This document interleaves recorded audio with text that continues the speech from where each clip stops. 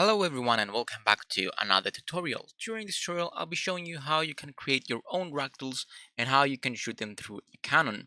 So just to demonstrate what we're going to be creating, it's going to be this canon with this beautiful little ragdoll here that I have. As you can see, the ragdoll is, well, being a ragdoll as you will expect, and our canon here, if I press click, you can see that it kind of explodes like a new ragdoll all over the place, and then you can move all of the ragdolls for some reason altogether, and you can see that some of them are a bit broken, and you can expect that through ragdolls, but it's a lot of fun to play around with ragdolls, and I'll be showing you how you can create your own. So first of all, you can create your own model. I made mine out of just plain squares and boxes that are available in Unity, and added some material to them.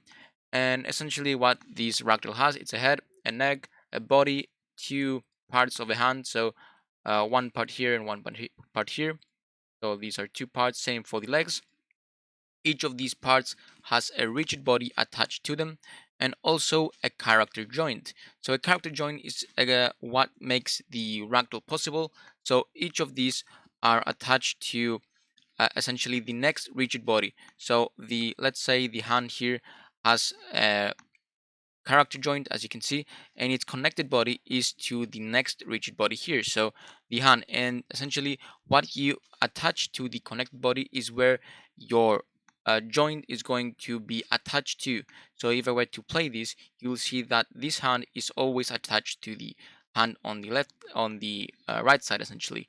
So it always sticks to the point that we determine.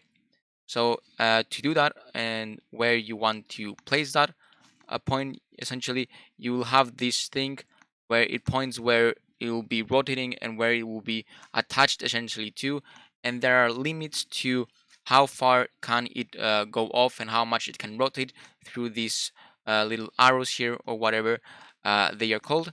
And you can essentially customize whatever you want and how far your joints can go. So all you have to do is attach a character joint to everything besides the body, so the main body that everything is going to be resolving around.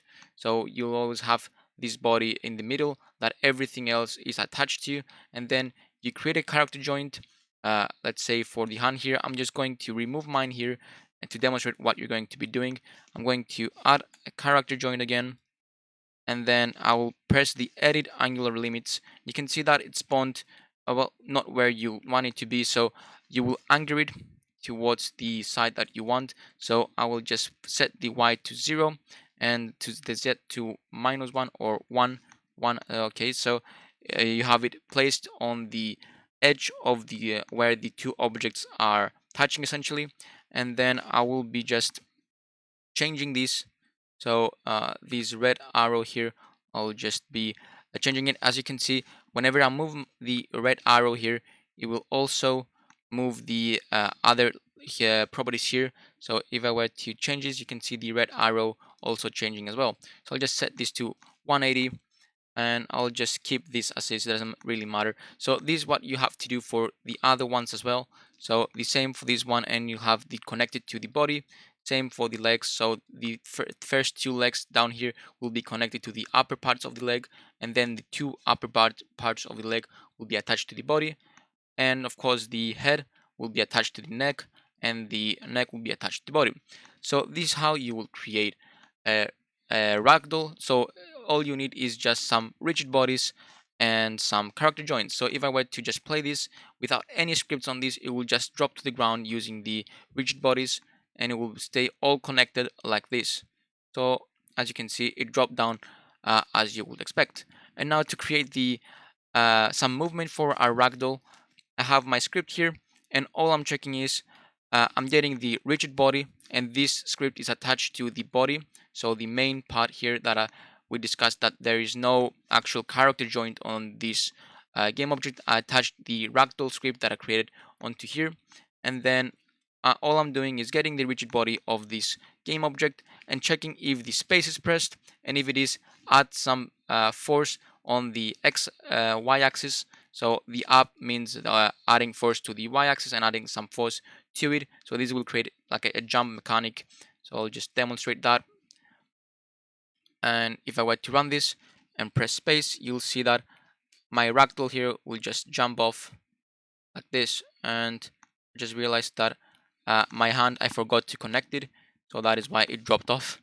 So I'll just connect it here and just check my uh, joint. Okay, perfect. So again, I'll just press space and you'll see the rigid bodies all together jumping like that. So very simple and great.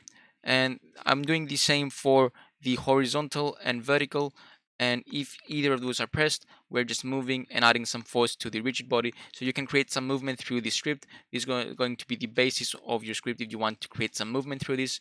So all you need is getting the space or the X and the Z input through the horizontal and vertical, and then adding some force through the vector 3 and vector forward, and then adding some additional force. It's important to note that the force that you add through this will be always be added to the rigid body. So for as long as you're pressing the uh, horizontal and vertical keybinds, so the W, A, S, and D, will be always adding force, unlike the space where it only checks if it's the moment it's pressed down. Okay, so this is all for the movement, and now for the shooting part, I have this beautiful canon that you can install through the link in the description. It's not mine. I didn't make this, and all I have attached to this is a particle system that essentially just uh, shoots some particles to make some nice effect. It's not very pretty, but I thought why not. And of course the model and the script that is responsible for the shooting, so shooting ragdolls.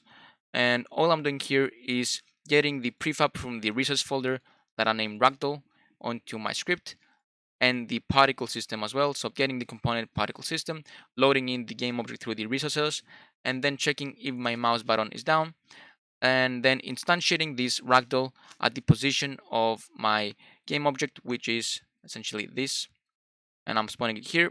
But when it's spawned, it needs to add some force to it, so it will be like shooting from a cannon, so it needs some force.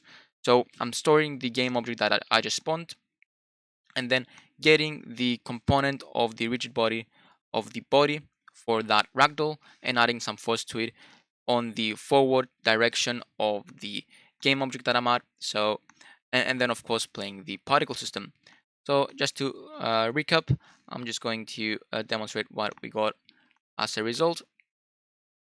So just zooming out, and so when I press my mouse button, you can see that it shoots a ragdoll and adds some force to it, and of course it also collides a thing with the particles, so it might worth be changing that.